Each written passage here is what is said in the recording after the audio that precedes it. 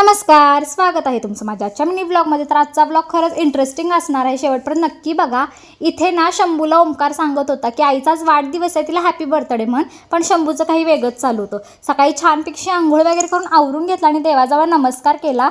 आपण ना आपल्या हिंदू धर्मात आहे की वाढदिवसा दिवशी देवाजवळ काहीतरी इच्छा बोलायची। मी सुद्धा तेच केलं आणि त्यानंतर ना मी मोठ्यांचा आशीर्वाद घेतला। मग ना मला आमच्या मम्मीने छानपैकी असं औक्षण करून घेतलं। त्यांनी औक्षण केल्यानंतर ना मी स्वतःसाठी छान अशी मॅगी बनवली। नाश्त्यालाच मॅगीच केली, छानपैकी मॅगी खाल्ली आणि मग मस्तपैकी असं आवरून तयार झाले आणि गेलो आम्ही ओढ्यावरच्या रेणुकाला। आज ना आम्ही दोघेच गेलो होतो, कारण की शंभू झोपला होता आणि त्यात ना प्रचंड गर्दी होती, कारण की आज मंगळवार पण होता। मग काय दर्शनासाठी निघालो, छानपैकी कापूर अगरबत्ती लावली आणि छान असा गजरा घेतला। ओमकारने स्वतःच्या हाताने तो माझ्या केसात माळला, फीलिंग ढगात हो।